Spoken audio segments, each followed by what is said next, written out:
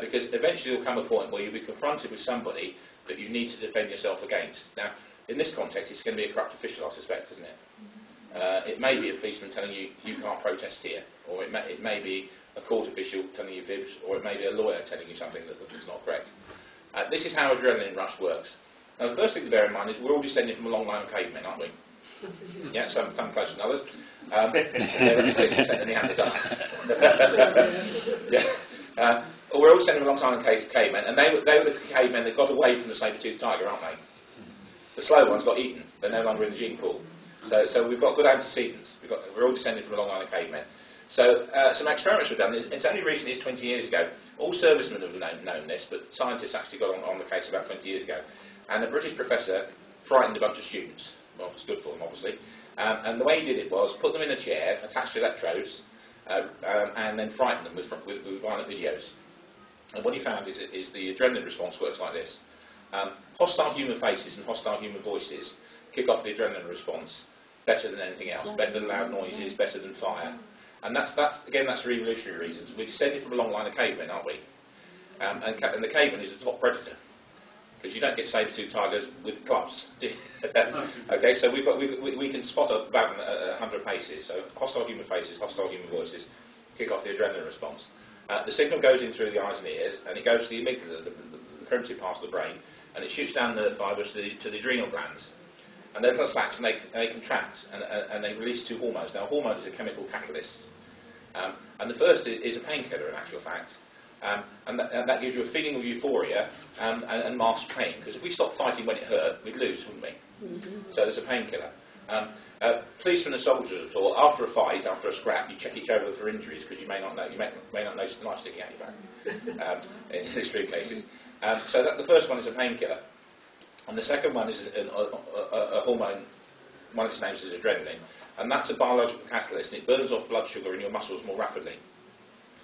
It burns off blood sugar in your muscles. Now, if you're burning off blood sugar in your muscles more rapidly, you're stronger, and you can be 3 times stronger than you would be normally.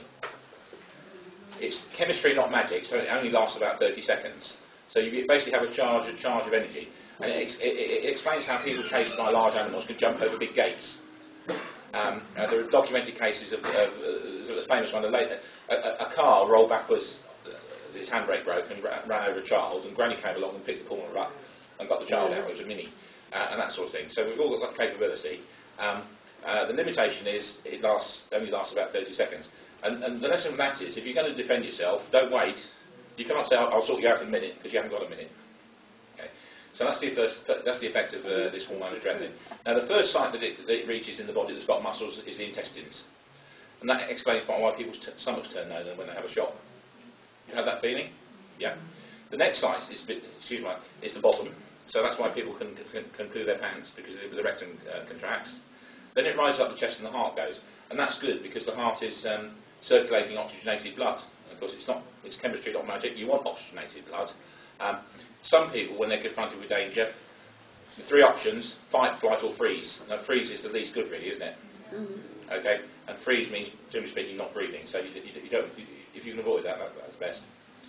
The next site it reaches after the heart is what do you think going up? The tongue. Yeah, the tongue. Sometimes the news programmes play a recording of a 999 call after a court case, and the tone of voice of the person making the 999 call is different, isn't it? And those who have been in the forces listening to the police radio will know that when your colleague's got a problem, you can tell on the radio his voice is different. You know it's a good call. You go and help him out. And that's because the tongue is a floppy muscle, and it locks up and dries up, so that people have difficulty speaking. In fact, people have difficulty with fine-fingered control. If anyone's seen an army radio is typically a box with big green buttons on. And big green knobs, gentlemen nodding there. Yeah, and that's because you lose fine fingering control. In my day, oh bugger, the Russians are coming, I need to tune the radio in, okay? It's designed, it's designed with that in mind. There are a lot of things in the army which are very good like that. I digress, but as a young army cadet, I had occasion to have a ride a Sioux helicopter, which is the sort of helicopter you used to see in MASH, you know the American, with stretcher pods. So there's a stretcher pod, and of course, obviously, there's have to lie there. And there's a big red sign in the eye line of the casualty, and it says, "You are in a helicopter stretcher pod." I thought that was quite practical. You can imagine waking up going, I must pretend like a fly, I'll get out. Fine finger control goes. Gross movements are okay. The next site the adrenaline rush reaches is the ears. Now, you remember from school biology, you've got the eardrum and two little bones that connect to the cochlea. They've got muscles, they lock up. And that's why you can hear your heartbeat going. You can't normally, can you? And you hear your breathing. Filmmakers are well aware of this, and in an adventure film, they'll put heartbeat rate music in. Yeah, and maybe the sound of breathing subliminally to let you know what's happening. Now, the test proved that you lose 80% of your hearing. So you're just left with 20%. You've got a fraction of your hearing coming in, which is a problem. And there have been documented cases where people have been in the grip of an adrenaline rush and they haven't heard people shouting at them. The next site it reaches is the eyes, and the eyes, the pupil is muscular, isn't it? And it contracts as well, so you lose 80% of your vision, you're just left with 20%. And typically it's tunnel vision, so the victim of a crime who's been frightened will typically give a description of the thing that frightened them. And as an example, a few years ago I took a statement from a man who had been robbed by a bad guy with a hammer, and got a brilliant description of the hammer, including paint marks. It was a used hammer on the handle, but he couldn't describe the person holding it. We did find the hammer in the bad guy's house, which was quite nice, subsequently. A person who's had a good flight and a good adrenaline run, for the first 24 hours, they're not a witness, they're a crime scene. Okay, they're not a witness, they're a crime scene, because they've had this rush, and they've had a shutdown of some of their facilities. It comes back to them, and a good example would be a rape victim. A rape victim is given a chaperone, a WPC, for the first 24 hours. And then the WPC knows them and can take a statement. And the statement can be 20, 30 pages long, going through the whole thing. And there's always a lot of detail in there, which shows that the information does go in, but the filter is small. So it's something to bear in mind. So if you ever have occasion to confront somebody, to stand up for your rights, you'll probably have an adrenaline rush. Now, you're old enough to have had this before, haven't you? Some of you are servicemen, you know, some motorcyclists is a good one. That's quite regularly, don't they? You know? But it's a question you need to know if you're going to confront somebody, because it will happen to you. And it doesn't mean you're a coward, it means you're descended from a long line of successful cavemen. Okay? Or successful cowards. Well, yeah, fight or flight, that's right, yes, yeah. Now, we mentioned fight or flight, these are the two options, aren't they? Chivalry comes into this. Now, chivalry is a code of conduct that knights developed, initially in France, but they weren't very good at it.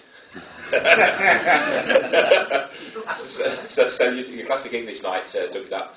And there's the concept of chivalry. Now, it's chivalrous. You are allowed to surrender to overwhelming force, and you don't lose brownie points on the chivalry scale. But you are expected to at least put up a token resistance. Okay, so that's what our ancestors did, wasn't it? Soldiers can surrender at the last minute, can't they? Yeah. Research has shown that being what they are, there's a very high casualty rate amongst surrendering soldiers, because the other side had their blood up, and they claim not to see the white flag or whatever. There's a very high casualty, it's a very dangerous time. But in chivalry, you don't have to bang your head against a brick wall and commit suicide. You do your best. So we lawful rebels, we need to just bear that in mind and regroup and fight another day if we come across something that we can't deal with ourselves. But I'll just mention that for what it's worth. So I've asked you about adrenaline rush. Now, how does it work? Where does the signal come in first? Eyes. Eyes. And what's the first site it reaches? Yeah, your adrenal glands. Okay. Yeah, two hormones. What's the first hormone that's released? What does it do? Painkiller. Yes, that's right. And then it reaches the intestines, and the heart, and the bottom. Yeah. Okay. Chivalry. Are we allowed to surrender to overwhelming force? Yes. Yeah. But what do we got to do before that? Put up a good fight. Put up a good fight. That's right. Yes. Yeah. Okay. So really, you've had the lesson that a new recruit police person might have, and then he'd be taken out to sort of meet people that need arresting, and if they put up a fight, well, fine. It's a learning opportunity. You deal with it. You get my drift. So that's where I'm coming from. So we need to talk about it. What are the two elements of a crime at common law? Physical act and intent. Okay. Now, duress of circumstances. Now, like a lot of things in the law, they get tested, and eventually it goes to the House of